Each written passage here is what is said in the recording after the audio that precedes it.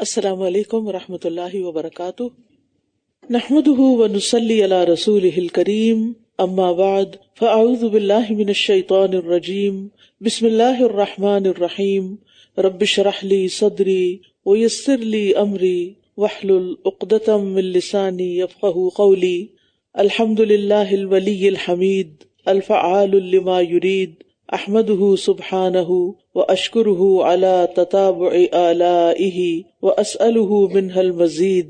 تمام قسم کی تعریف اللہ کے لیے ہے جو مددگار اور تعریف کیا ہوا ہے، جو کر گزرنے والا ہے اس کام کو جس کا وہ ارادہ کرتا ہے۔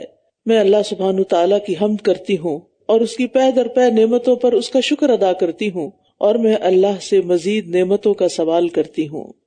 19واں پارہ۔ وقال الذين لا يرجون لقاءنا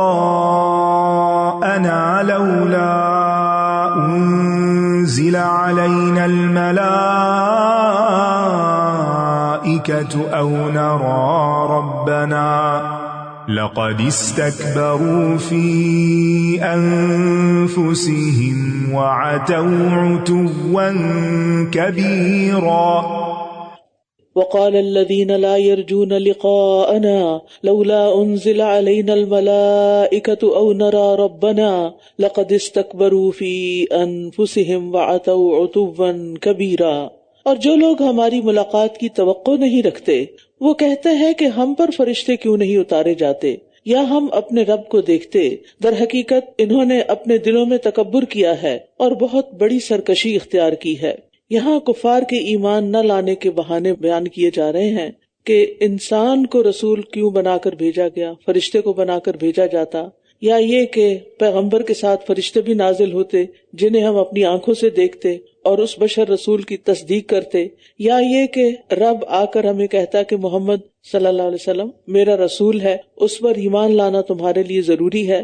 تو بندوں سے اصل مطالبہ کیا ہے، مطلوب کیا ہے کہ غائبانہ طور پر ایمان لائیں۔ تو اللہ تعالیٰ فرماتے ہیں کہ اس کی بنیادی وجہ یہ ہے کہ یہ اپنے آپ کو بڑی چیز سمجھتے ہیں، اپنے دلوں میں انہوں نے تکبر کیا ہے اور بہت بڑی سرکشی اختیار کی ہے۔ یوم یرون الملائکۃ لا بشری یومئذ للمجرمین ویقولون حجرا محجورا۔ جس دن یہ فرشتوں کو دیکھ لیں گے اس دن مجرموں کے لیے کوئی خوشخبری نہ ہوگی، اور یہ کہیں گے ہمارے اور ان فرشتوں کے درمیان ایک مضبوط آڑ ہوتی۔ اس دن سے مراد موت کا دن ہے، یعنی کافر فرشتوں کو دیکھنے کی آرزو تو کرتے ہیں کہ ہمیں فرشتے نظر آئیں، لیکن سب سے پہلے کس دن انسان دیکھتا ہے فرشتے؟ زندگی میں نہیں بلکہ موت کے دن۔ تو موت کے دن جب یہ فرشتوں کو دیکھیں گے تو وہ دن ان کے لیے کسی خوشی کا باعث نہیں ہوگا، اس لیے کہ فرشتے انہیں موت کے وقت ہی عذاب جہنم کی وعید سنا دیں گے۔ اور فرشتے اس وقت کیا کہتے ہیں مجرموں کو؟ اے خبیث روح خبیث جسم سے نکل، جس سے روح جسم کے اندر ہی دوڑنا بھاگنا شروع کر دیتی ہے۔ اس پر فرشتے اس کو مارتے ہیں اور پیٹتے ہیں اور پھر سختی سے اس روح کو نکالتے ہیں۔ وَقَدِمْنَا إِلَى مَا عَمِلُوا مِنْ عَمَلٍ فَجَعَلْنَاهُ هَبَاءً مَنْثُورًا۔ اور جو بھی عمل انہوں نے کیا ہوگا ہم اس کی طرف آئیں گے، پھر ہم اسے پراگندہ غبار بنا دیں گے۔ ہبا کہتے ہیں وہ باریک ذرات، خاکی ذرات جو کسی سوراخ سے نظر آتے ہیں جب سورج کی روشنی اس سوراخ سے آتی ہے۔ ہر وقت ہماری فضا میں ایسے ذرات موجود ہیں لیکن ہم ان کو کیچ نہیں کر سکتے۔ تو قیامت کے دن کفار کے اعمال جو ہیں وہ بھی ان ذروں کی طرح بے وقت اور بے حیثیت ہوں گے، کیونکہ وہ اخلاص سے خالی ہوں گے، ایمان سے خالی ہوں گے، شریعت کے مطابق نہیں ہوں گے۔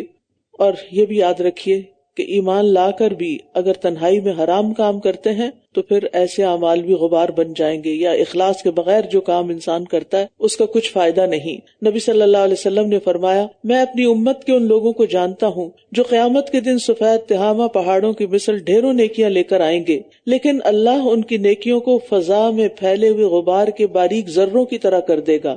بے شک وہ تمہارے ہی بھائی ہوں گے، تمہاری ہی نسل سے ہوں گے، رات کو تمہاری طرح قیام بھی کریں گے، لیکن وہ تنہائیوں میں اللہ کے حرام کردہ امور کا ارتکاب کریں گے جن سے ان کو روکا گیا ہو، یعنی جن چیزوں کو دیکھنے سے، جن چیزوں کو کرنے سے منع کیا گیا وہ چھپ چھپ کے رات کے اندھیروں میں لوگوں سے چھپ کے کرتے ہیں، تو ان کے نیک اعمال بھی پھر برباد کر دیے جائیں گے۔ تو اصل بات یہ کہ انسان کو اللہ سے ڈرنا چاہیے، یہ نہیں کہ بندوں کے ڈر سے انسان چھپ کے غلط کام کرے۔ اصحاب الجنت یومئذ خیر مستقرا واحسن مقیلا، اس دن جنت والے بہتر ٹھکانے میں اور دوپہر گزارنے کے لیے بہترین مقام میں ہوں گے۔ کیونکہ اہل ایمان کے لیے قیامت کا ہولناک دن بہت ہی مختصر ہوگا، بہت کم وقت کے لیے وہ وہاں ہوں گے، اور ان کا حساب اتنا آسان ہوگا کہ قیلولے کے وقت تک یہ بالکل فارغ ہو جائیں گے اور جنت میں اپنے اہل خاندان کے ساتھ آرام فرما رہے ہوں گے۔ حدیث میں آتا ہے مومن کے لیے یہ دن اتنا ہلکا ہوگا جتنے میں دنیا میں وہ ایک فرض نماز ادا کر لیتا تھا۔ جس دن آسمان بادلوں سمیت پھٹ جائے گا اور فرشتے لگاتار اتارے جائیں گے، یعنی اللہ سبحانہ وتعالیٰ فرشتوں کے جلوہ میں میدان حشر میں جہاں ساری مخلوق جمع ہوگی حساب کتاب کے لیے جلوہ فرما ہوگا۔ اس دن حقیقی بادشاہت صرف رحمان کی ہوگی، اور وہ دن کافروں کے لیے بہت مشکل ہوگا۔ اور جس دن ظالم اپنے دونوں ہاتھوں پر کاٹے گا اور کہے گا اے کاش کہ میں نے رسول کے ساتھ راستہ اختیار کیا ہوتا، یعنی ہر کافر اپنے رسول پر ایمان نہ لانے کی وجہ سے حسرت کا شکار ہوگا۔ اور اسی طرح جب مومنوں کو جنت میں داخلہ ملے گا تو اس وقت بھی اس کی یہی تمنا ہوگی کہ میں کسی بھی درجے میں رسول کی رفاقت اختیار کر لیتا۔ یا ویلتا لیتنی لم اتخذ فلانا خلیلا، ہائے افسوس مجھ پر، کاش کہ میں نے فلاں کو دلی دوست نہ بنایا ہوتا۔ یعنی قیامت کے دن کفار اپنے دوستوں کو ملامت کریں گے کہ انہوں نے ہمیں گمراہ کیا، کاش میں کسی کو دوست نہ بناتا، اور خلیل کا ہوتا دل کے اندر جس کا مقام ہو۔ تو اس سے پتہ چلتا ہے کہ انسان کو خوب سوچ سمجھ کر دوست کا انتخاب کرنا چاہیے، کیونکہ الرجل علی دین خلیلہ فلینظر احدکم من یخالل، آدمی اپنے دوست کے دین پر ہوتا ہے، اس لیے تم میں سے ہر ایک کو یہ دیکھنا چاہیے کہ وہ کسے دلی دوست بنا رہا ہے۔ ہم میں سے ہر ایک کو یہ دیکھنا چاہیے کہ جس سے میں محبت کرتی ہوں اور جسے میں اپنے دل سے چاہتی ہوں، کیا وہ نماز، روزہ، اچھے اخلاق، دین اور دین کے کام سے محبت رکھتا ہے یا رکھتی ہے، یعنی چاہے اپنے عزیز رشتہ دار ہوں یا کوئی بھی، کیونکہ انسان جس سے محبت کرتا ہے لا محالہ اس کے نقش قدم پہ چل پڑتا ہے۔ المرء مع من احب، آخرت میں تو ہوگا بھی، لیکن دنیا میں بھی انسان پھر اس جیسا بنتا ہے، یعنی اس کو کاپی کرتا ہے، اس کے ساتھ رہتا ہے یا رہنا چاہتا ہے، یا اس کو خوش کرنے کے لیے ہر جائز ناجائز کام کرنا شروع کر دیتا ہے۔ لقد اضلنی عن الذکر بعد اذ جاءنی، اس نے تو مجھے نصیحت سے بھٹکا دیا، یعنی برے دوست نے، اس کے بعد کہ جب وہ میرے پاس آ چکی تھی۔ اور شیطان تو ہے ہی انسان کو چھوڑ دینے والا، اور شیطان کی دوستی تو سب سے بری دوستی ہے۔ اور برے دوست کی علامت کیا ہے؟ ہم میں سے ہر ایک کو کرائیٹیریا دے دیا گیا، پہچان دے دی گئی، اور وہ کیا ہے کہ اس نے تو مجھے نصیحت سے بھٹکا دیا، قرآن سے دور کر دیا، اللہ کی بات سے دور کر دیا۔ تو آپ کی کوئی بھی دوست، کوئی بھی رشتہ دار، کوئی بھی عزیز پیارا اگر آپ کو قرآن پڑھنے، قرآن سمجھنے، اللہ کے دین کی نصیحت قبول کرنے سے روکے تو سمجھے یہ آپ کا دوست نہیں، آپ کا دشمن ہے، کیونکہ ایسی دوستی جو آخرت میں نقصان کا باعث بنے وہ دراصل دشمنی ہے۔ اور رسول کہے گا اے میرے رب، بے شک میری قوم نے تو اس قرآن کو چھوڑ رکھا تھا، یعنی چھوڑنے سے مراد اسے سننے، پڑھنے، اس پر غور و فکر کرنے سے اجتناب کرنا، اس پر ایمان نہ لانا۔ اور قومی میں وہ تمام لوگ شامل ہیں جن کی طرف نبی صلی اللہ علیہ وسلم بھیجے گئے، جس میں ایمان لانے والے بھی شامل ہیں اور جنہوں نے کسی بھی طرح قرآن کو چھوڑا، اور اس میں ایمان نہ لانے والی جو امت دعوت ہے وہ بھی شامل ہے۔ حافظ ابن کثیر کہتے ہیں قرآن کو سننے سے گریز، اس میں شور ڈالنا، اس پر ایمان نہ لانا، اسے چھوڑنا ہے۔ اسی طرح بقدر ضرورت اس کا علم حاصل نہ کرنا اور اسے حفظ نہ کرنا، یہ بھی چھوڑنا ہے۔ اور ہمارے لیے جو کہ عربی زبان ہے تو اس کی تلاوت کو نہ سیکھنا، وہ بھی ایک طرح سے چھوڑنا ہے۔ اور اس کو چھوڑ کر پھر انسان اپنے وقت کو کہاں استعمال کرتا ہے، کیونکہ ہر انسان کی ضرورت ہوتی ہے کہ وہ کسی چیز کو پڑھے۔ یہ اللہ تعالیٰ نے انسان کے اندر ایک فطری ضرورت رکھی ہوئی ہے، تو انسان اگر قرآن نہیں پڑھتا تو پھر ظاہر ہے کہ اس خلا کو پور کرنے کے لیے اسی طرح کی کچھ اور چیزیں پڑھے گا کہ جو اس کے لیے ہدایت کی بجائے گمراہی کا سبب ہو سکتی ہیں۔ جیسے کچھ لوگوں کو شاعری سے بڑی ایڈکشن ہوتی ہے، پھر وہ ایک کے بعد ایک دیوان پڑھتے رہتے ہیں، اور اس میں کچھ باتیں صحیح ہوتی ہیں اور کچھ غلط ہوتی ہیں۔ کچھ لوگ ناولز پڑھتے چلے جاتے ہیں۔ اب تو خیر میڈیا کا دور ہے تو پڑھنے کی بجائے اب ہر کوئی ٹک ٹاک پہ بیٹھا ہوا ہے، ایک کے بعد ایک عجیب و غریب چیزیں دیکھے چلے جا رہے ہیں، اور گھنٹوں بعض اوقات گزر جاتے ہیں کہ اوہ ہمارے پاس ٹائم نہیں۔ کبھی انسان ایمانداری سے اپنے ساتھ مخلص ہوتے ہوئے سوچے کہ اس کا ٹائم کہاں گیا، اس نے کہاں ٹائم لگایا۔ یعنی ہر وہ شخص جو کہتا ہے ٹائم نہیں، وہ ضرور دیکھے، اپنا جائزہ لے، اپنی خود احتسابی کرے کہ اس کا ٹائم کہاں ہے، کہ وہ اپنے ضروری فرائض انجام نہیں دے رہا، اور ان میں سے سب سے بڑا فرض قرآن کے ساتھ تعلق۔ اور اسی طرح ابن قیم کہتے ہیں کہ قرآن سے شفا حاصل کرنے کو چھوڑ دینا اور قرآن سے اپنی بیماریوں کا علاج نہ کرنا، یہ سب اللہ تعالیٰ کے اس قول میں داخل ہے کہ ان قوم اتخذوا ھذا القرآن مہجورا۔ علامہ شنقیطی کہتے ہیں کہ ہر مسلمان جو اپنے رب کے سامنے کھڑا ہونے سے ڈرتا ہے، اسے چاہیے کہ اس آیت کریمہ میں غور و فکر کرے اور بار بار گہری نظر سے دیکھے تاکہ وہ اپنے نفس کے لیے اس عظیم پریشانی اور بڑی مصیبت سے نکلنے کا راستہ بنا لے جو اس روئے زمین کے تمام مسلمان ممالک کو شامل اور عام ہے، اور وہ ہے قرآن کریم کو ترک کرنا۔ یعنی یہ مسلمانوں کی اکثریت نے اب قرآن کو چھوڑا ہوا ہے۔ گھروں کے اندر آپ دیکھیے کہ کتنے لوگ ہیں کہ جو صبح کے وقت تلاوت کرتے ہوں اور پھر ان کی تلاوت سے گھر گونج اٹھے، یا قیام میں پڑھیں۔ رمضان میں صرف محدود حد تک قرآن کو پڑھنا اور اس کے بعد اس کو چھوڑ دینا اور بھول جانا یہ نقصان دہ ہو سکتا ہے۔ وَكَذَلِكَ جَعَلْنَا لِكُلِّ نَبِيٍّ عَدُوًّا مِّنَ الْمُجْرِمِينَ وَكَفَىٰ بِرَبِّكَ هَادِيًا وَنَصِيرًا، اور اسی طرح ہم نے ہر نبی کے لیے مجرم لوگوں میں سے کچھ کو دشمن بنا دیا، اور کافی ہے آپ کا رب ہدایت دینے والا اور مدد کرنے والا۔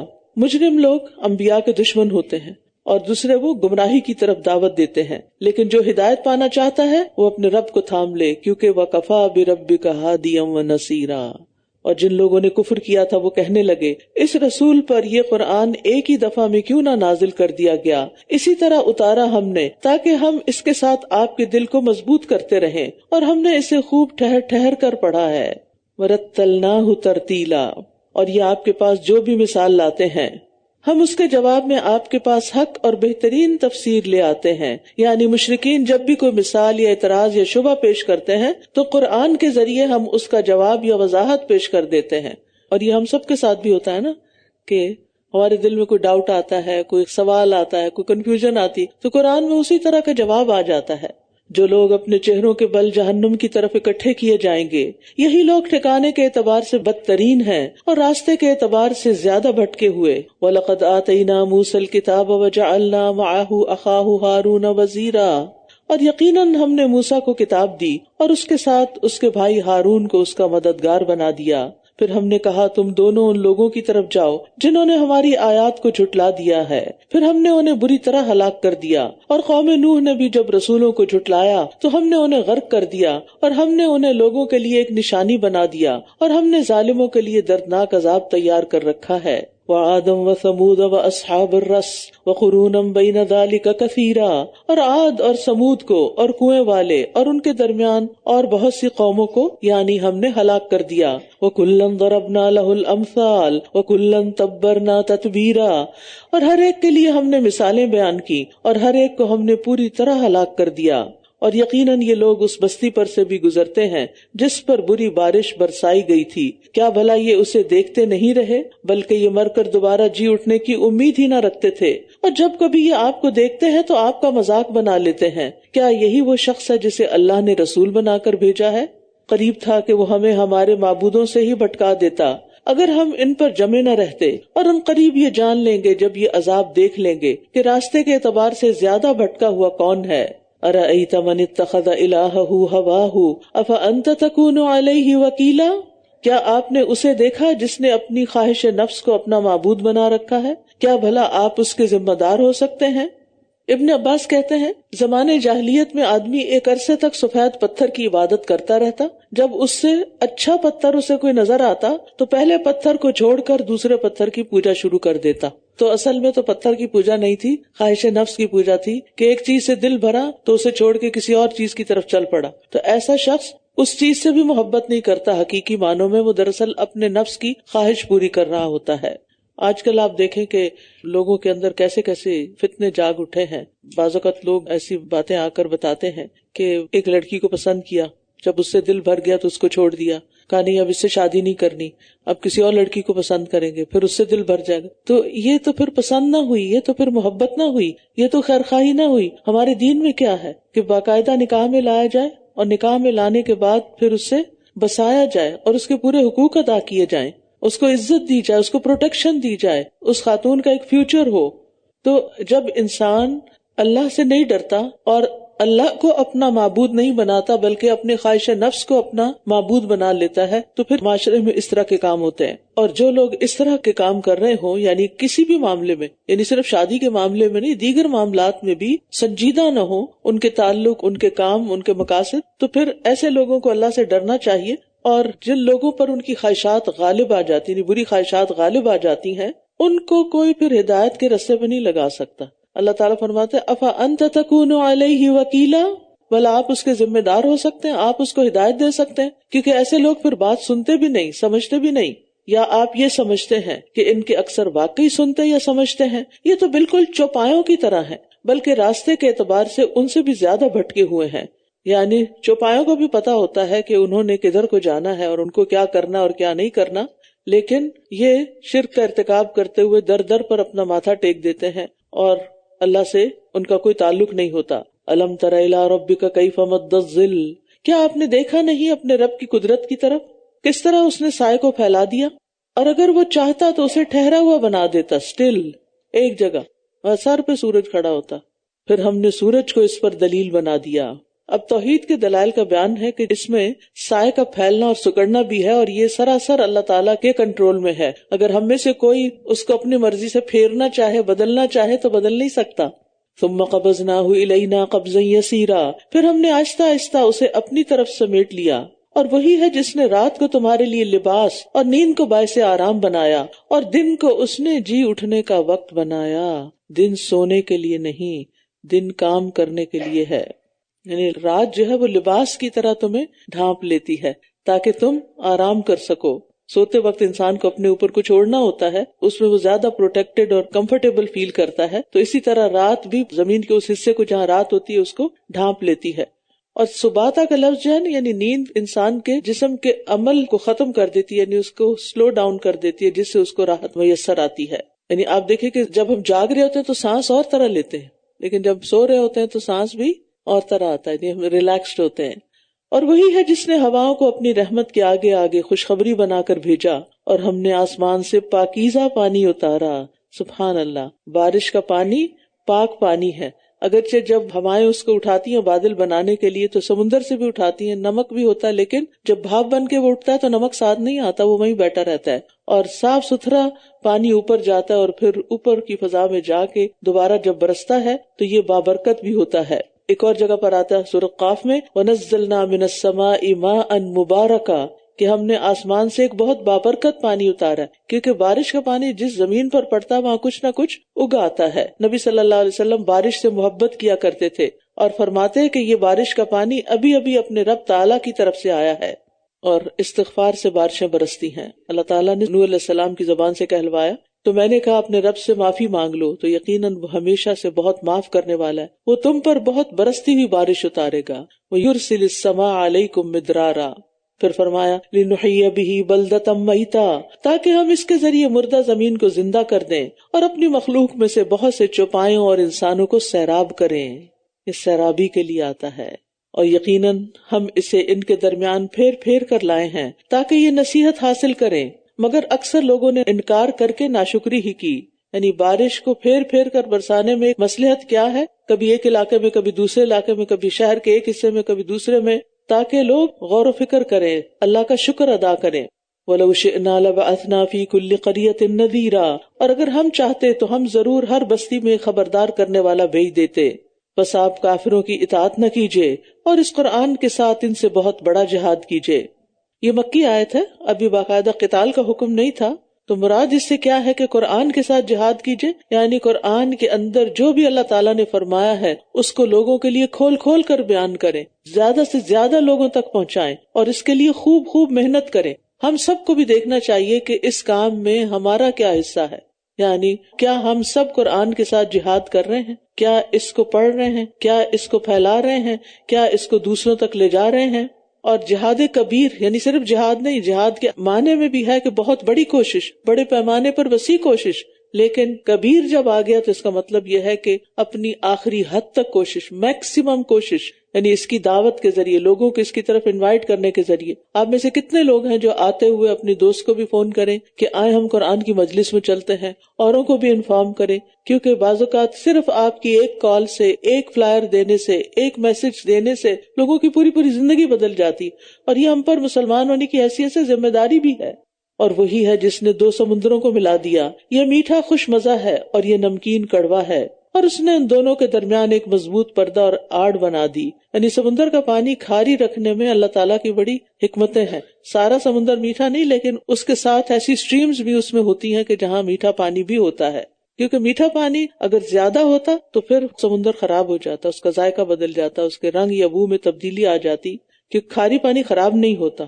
اور پھر آپ دیکھیے کہ سمندر کے اندر کی مخلوق وہیں جیتی ہے وہیں مرتی ہے. اگر مرنے کے بعد میٹھے پانی میں مرتی تو زمین پہ رہنا مشکل ہو جاتا، اتنی اسمیل پیدا ہو جاتی. اور وہی ہے جس نے پانی سے ایک انسان کو پیدا کیا، پھر اس نے اسے نسب اور سسرال والا بنا دیا، اور آپ کا رب بہت قدرت والا ہے. تو یہاں آپ دیکھیے اللہ تعالیٰ نے سسرال کا ذکر بھی کیا ہے. شادی سے پہلے انسان کے اوپر صرف اپنے خاندان کی یعنی والدین کی طرف سے جو رشتہ دار ہیں ان کے ساتھ صلہ رحمی کا معاملہ کرنا ہوتا ہے، لیکن شادی کے بعد اس کے اوپر ذمہ داری عائد ہوتی ہے کہ وہ سسرال والوں کی بھی ٹیک کیئر کرے، ساس سسر کو اپنے والدین کی طرح سمجھے. یہ عجیب ٹرینڈ آ چکا ہے کہ آج کل خواتین کہتی ہیں کہ ہمارے اوپر ساس سسر کی ذمہ داری نہیں. ٹھیک ہے کہ لیگل ذمہ داری تو نہیں، لیکن ایک اخلاقی ذمہ داری تو ہے. آخر بوڑھے ماں باپ کہاں جائیں؟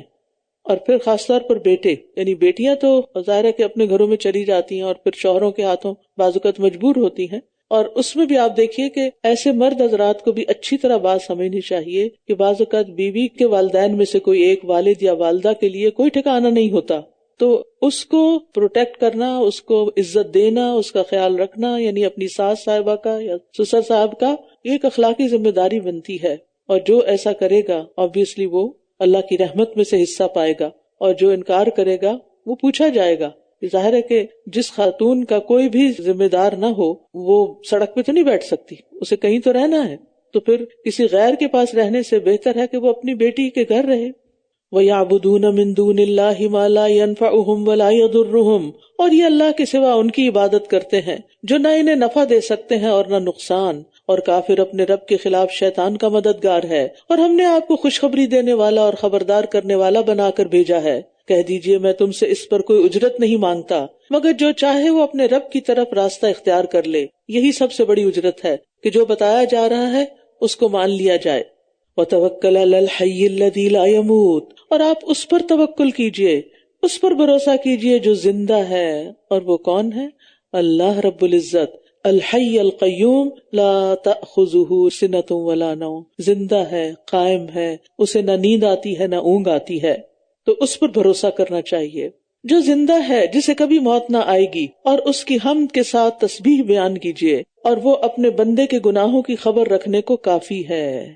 یعنی اگر کسی اور کو ہمارے گناہ نہیں پتا تو اس کے نزدیک اس کو پتا ہونا کافی ہے. اور یہاں پر اللہ سبحانہ وتعالیٰ کی صفت خبیر استعمال ہوئی ہے، یعنی وہ ہستی جس سے کوئی بھی چیز پوشیدہ نہ ہو، ہر حرکت اور سکون، اضطراب و اطمینان، ہر چیز کی اس کو خبر ہو، یعنی دل کی بدلتی حالتوں کی خبر ہو، یعنی اس کے لیے ظاہر اور پوشیدہ سب برابر ہو. اور خبیر کہتے ہیں اس کو جو بہت تجربہ کار بھی ہو، خبرہ رکھتا ہو. الذی خلق السماوات والارض وما بینہما فی 6 ایام، وہ جس نے آسمانوں اور زمین کو اور جو کچھ ان دونوں کے درمیان ہے 6 دنوں میں پیدا کیا. پھر وہ عرش پر بلند ہوا، وہ رحمان ہے، بس اس کے بارے میں کسی خوب خبر رکھنے والے سے پوچھ لیجئے جو واقعی پہچانتا ہو اس کو، جس کو رب کی معرفت ہو، اس سے پوچھئے وہ رحمان کون ہے. اور جب ان سے کہا جاتا ہے کہ رحمان کو سجدہ کرو تو یہ کہتے ہیں کہ رحمان کیا ہے، کیا ہم اسے سجدہ کریں جس کا تم ہمیں حکم دیتے ہو. اور اس بات نے انہیں نفرت میں اور زیادہ بڑھا دیا. تبارک الذی جعل فی السماء بروجا، بہت بابرکت ہے وہ جس نے آسمان میں برج بنائے اور اس میں ایک چراغ اور ایک روشنی کرنے والا چاند بنایا. برج کہتے ہیں بڑے ستاروں کو. اور وہی ہے جس نے رات اور دن کو ایک دوسرے کے پیچھے آنے والا بنایا، ہر اس شخص کے لیے جو نصیحت حاصل کرنے کا یا شکر گزار بننے کا ارادہ کرے. دیکھیے کہ رات اور دن کبھی اکٹھے نہیں ہوتے، جمع نہیں ہوتے، ایک آتا ہے تو دوسرا چلا جاتا ہے. وعباد الرحمن الذین یمشون علی الارض ہونا واذا خاطبهم الجاہلون قالوا سلاما. اب یہاں رحمان کے بندوں کی صفات بیان ہو رہی ہیں. اور رحمان کے بندے تو وہ ہیں جو زمین پر آہستگی سے چلتے ہیں، اور جب جاہل ان سے مخاطب ہوتے ہیں تو وہ سلام کہہ دیتے ہیں. یعنی زمین میں سکینت اور وقار کے ساتھ چلتے ہیں، غرور کے طور پر نہیں، تکبر کے ساتھ نہیں، پاؤں مار مار کے نہیں، کیونکہ متکبرانہ چال اللہ تعالیٰ کو سخت ناپسند ہے. اور سلام سے مراد یہاں اعراض کرنا اور بحث نہ کرنا ہے، یعنی اہل ایمان اہل جہالت سے الجھتے نہیں. ہم سب بھی اپنے رویوں پہ غور کریں.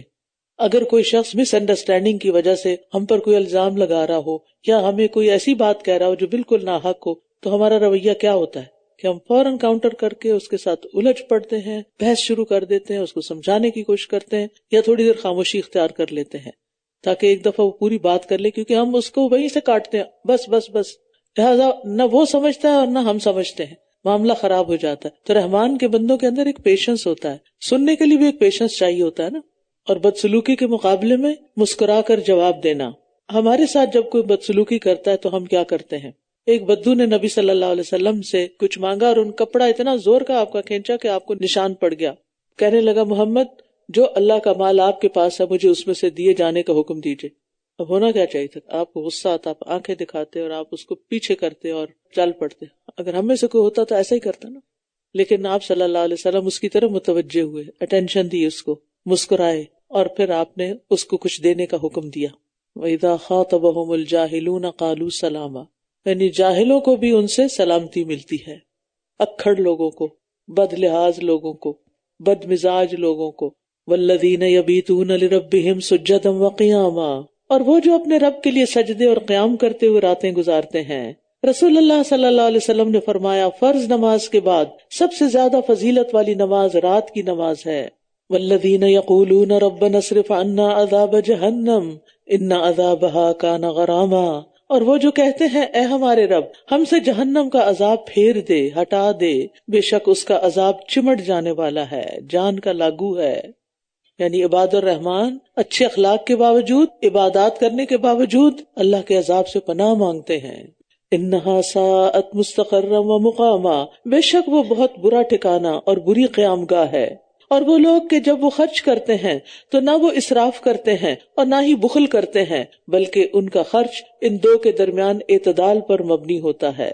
یاد رکھیے اللہ کی نافرمانی میں خرچ کرنا اسراف ہے، اور اللہ کی اطاعت میں خرچ نہ کرنا بخیلی ہے، اور اللہ کے احکام اور اللہ تعالیٰ کی اطاعت کے مطابق خرچ کرنا قواما، درمیانی راہ ہے. اس میں آپ دیکھیے کہ انسان چاہے صدقہ خیرات بھی کرے تو اس میں بھی اعتدال چاہیے ہوتا ہے کہ انسان اپنی ضرورت کی چیز جو ہے اس کے لیے پھر دوسروں کا محتاج نہ ہو. اور وہ جو اللہ کے ساتھ کسی اور کو معبود نہیں پکارتے اور نہ وہ اس جان کو ناحق قتل کرتے ہیں جسے اللہ نے حرام قرار دیا ہو، اور نہ وہ زنا کا ارتکاب کرتے ہیں، اور جو کوئی ایسا کرے گا وہ گناہ کی سزا کو پائے گا. جان چاہے ماں کے پیٹ میں ہو جب جان پڑ جائے یا باہر ہو. زندہ بچے کو مارنا، کیونکہ کچھ لوگ آج بھی بچہ پیدا کر کے، خاص طور پر جو ناجائز بچے ہوتے ہیں ان کو پیدا کر کے کوڑے کے ڈھیر پہ چھوڑ آتے ہیں، یہ کہیں آئسولیٹڈ جگہ پر کہ کوئی اٹھا لے تو اٹھا لے، نہیں تو مر جائے ہماری بلا سے.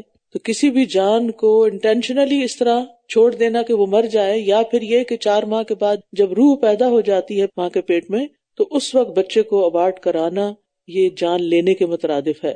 تو اب آپ دیکھ لیجئے کہ جو ایسا کرے گا وہ گناہ کی سزا کو پائے گا. اور اس میں آپ کو معلوم ہے کہ اگر ڈاکٹر کرتا ہے کوئی تو وہ بھی ذمہ دار ہے، باپ مجبور کرتا ہے ماں کو، وہ باپ بھی ذمہ دار ہے، ماں اگر اپنی مرضی سے کرتی ہے تو وہ بھی ذمہ دار ہے، یعنی ساتھ اس کے کنسنٹ شامل ہوتا ہے، وہ بھی چاہتی ہے جان چھوٹے. ان سب کے اوپر پھر دیت بھی آئے گی اور کفارہ بھی آئے گا. قیامت کے دن اس کے لیے دگنا عذاب کیا جائے گا اور وہ ہمیشہ اس میں ذلیل و خوار رو کر رہے گا. الا من تاب وآمن وعمل عملا صالحا، مگر جس نے توبہ کر لی اور ایمان لے آیا اور نیک عمل کیے تو یہی لوگ ہیں جن کی برائیوں کو اللہ بھلائیوں سے بدل دے گا. شرط یہ ہے کہ توبہ کر لیں، اور اللہ بہت بخشنے والا نہایت رحم کرنے والا ہے. تو اس سے پتہ چلتا ہے کہ توبہ کرنا ہر گناہ سے معافی کا ذریعہ ہے، خواہ گناہ کتنا ہی بڑا کیوں نہ ہو. سورۃ النساء میں جو مومن کے قتل کی سزا ہمیشہ کی جہنم بتائی گئی ہے تو وہ اس صورت میں جب قاتل توبہ نہ کرے اور توبہ کے بغیر ہی فوت ہو جائے. ورنہ انسان اگر ایسے کسی جرم کا مرتکب ہوتا ہے، جیسے دور جاہلیت میں بہت سے لوگوں نے ایسے کام کیے تھے، پھر وہ مسلمان ہو گئے، توبہ کر لی تو ان سے گناہ معاف ہو گئے. وَمَن تَابَ وَعَمِلَ صَالِحًا فَإِنَّهُ يَتُوبُ إِلَى اللَّهِ مَتَابًا، اور جو کوئی توبہ کرے اور نیک عمل کرے تو یقیناً وہ اللہ کی طرف پلٹ آتا ہے جیسے پلٹنے کا حق ہے. اور توبہ شرط کیوں رکھی گئی؟ تاکہ انسان آئندہ ایسے کام نہ کرے. اور وہ لوگ جو جھوٹ کے گواہ نہیں بنتے، اور جب وہ بیہودہ کام کے پاس سے گزرتے ہیں تو شرافت سے گزر جاتے ہیں. زور ہر باطل چیز بھی جھوٹ کہلاتا ہے، یعنی یہاں کذب کا لفظ نہیں آیا، زور کا آیا ہے، جس سے مراد ہر بیہودہ جاہلانہ رسم اور غلط چیزیں ہیں. ایسی مجالس جن میں لغو کام ہو رہے ہوں تو رحمان کے بندے ان میں شریک نہیں ہوتے. اس میں کسی سے فتوے لینے کی ضرورت نہیں کہ اگر کسی مہندی میں ڈانس ہو رہا ہے یا گانے گائے جا رہے ہیں، بہت لاؤڈ میوزک ہے تو ہم وہاں جائیں کہ نہ جائیں. آپ کسی اور سے کیوں پوچھتے ہیں؟ اپنے دل سے پوچھیں کہ کیا یہ اللہ کی اطاعت کے کام ہے؟ کیا رسول اللہ صلی اللہ علیہ وسلم بھی شادیوں کے موقع پر ایسے فنکشن میں شریک ہوتے تھے؟ آخر ہمیں کس چیز کی مجبوری؟ ہم بہت اچھی طرح معذرت کر سکتے ہیں، بہت پیار سے، اچھے انداز میں، کہ میں ایسی مجالس میں شریک نہیں ہوتی، اور اگر آپ کو جانے کے بعد پتہ چلا ہے تو وہاں سے اٹھائیے، اور اگر وہ پوچھیں کہ کیوں تو ان کو صاف بتا دیجئے، بہت پیار سے. یعنی ایسی باتیں بدتمیزی اور روڈ طریقے سے نہیں کی جاتی، اچھے سے بتا دیجئے کہ میں ایسی مجالس میں شریک نہیں ہوتی. کیونکہ عباد الرحمان بننے کی کچھ شرائط ہیں. یہ عباد الرحمان کی شرائط میں سے ایک شرط ہے کہ وہ بےہودہ مجالس میں حاضر نہیں ہوتے، اور ایسی جگہ جہاں لغو کام ہو رہے ہوں یا باطل کام ہو رہے ہوں تو ان میں وہ شریک نہیں ہوتے. اور وہ لوگ کہ جب وہ اپنے رب کی آیات کے ساتھ نصیحت کیے جاتے ہیں تو وہ بہرے اور اندھے بن کر ان پر نہیں گر پڑتے، یعنی آیات غور سے سنتے ہیں اور اثر قبول کرتے ہیں. یعنی رحمان کے بندے جب ان پر آیات پڑھی جاتی ہیں یا خود پڑھتے ہیں تو پھر جب انہیں سمجھ آتی ہے، جب ان کے دل پر وہ آیات اترتی ہیں تو وہ گر پڑتے ہیں. انما یؤمن بآیاتنا الذین اذا ذکروا بها خروا سجدا وسبحوا بحمد ربهم وهم لا يستكبرون. ہماری آیات پر تو وہی لوگ ایمان لاتے ہیں کہ جب انہیں اس کے ساتھ نصیحت کی جاتی ہے تو وہ سجدہ کرتے ہوئے گر پڑتے ہیں. یعنی رحمان کے بندے تو گر پڑتے ہیں، سجدے میں چلے جاتے ہیں، جھک جاتے ہیں. ایک اور جگہ پر آتا ہے اذا تتلی علیہم آیات الرحمن خروا سجدا وبکیا. جب ان پر رحمان کی آیات پڑھی جاتی تھی تو وہ سجدہ کرتے ہوئے اور روتے ہوئے گر جاتے تھے. تو اس سے پتہ چلتا ہے کہ عباد الرحمان جو ہیں ان کی صفت کیا ہے کہ وہ آیات کو سمجھتے ہیں اور سمجھ کر اس سے اثر قبول کرتے ہیں. وہ ان کی طرح نہیں ہوتے جو اندھے بہرے رہتے ہیں. والذین یقولون ربنا هب لنا من ازواجنا وذریاتنا قرۃ اعین واجعلنا للمتقین اماما. اور وہ لوگ جو کہتے ہیں اے ہمارے رب ہمیں اپنی بیویوں اور اولاد سے آنکھوں کی ٹھنڈک عطا فرما اور ہمیں متقی لوگوں کا امام بنا. یعنی ہم نہ صرف یہ کہ متقی ہوں بلکہ متقیوں کے بھی رہنما اور پیشوا ہوں، اور یہ کہ پھر ہمارے جو فالوورز ہوں وہ بھی تقوی والے ہوں. یہی وہ لوگ ہیں جو اپنے صبر کے بدلے جنت میں بالا خانے دیے جائیں گے اور وہ اس میں دعائے خیر اور سلام سے استقبال کیے جائیں گے. یعنی کہ عباد الرحمان کو صبر کے بدلے جنت کے اونچے مقامات ملیں گے جن کی بلندی ان کے مراتب کے اعتبار سے ہوگی. یعنی یہ نہیں کہ ہائی رائز میں کوئی فلیٹس ملیں گے ان کو، مطلب یہ ہے کہ ایک ایک کا محل اتنا اونچا ہوگا جتنے اس کے درجات بلند ہوں گے. لِكُلٍّ دَرَجَاتٌ مِّمَّا عَمِلُوا. ویسا ویسا گھر، وہ اس میں ہمیشہ رہنے والے ہوں گے. کتنا اچھا ٹھکانہ اور قیام گاہ ہے. کہہ دیجئے اگر تمہاری دعا نہ ہوتی تو میرا رب تمہاری ذرا بھی پرواہ نہ کرتا. یقیناً تم نے جھٹلا دیا تو ان قریب چمٹ جانے والا عذاب لاحق ہوگا.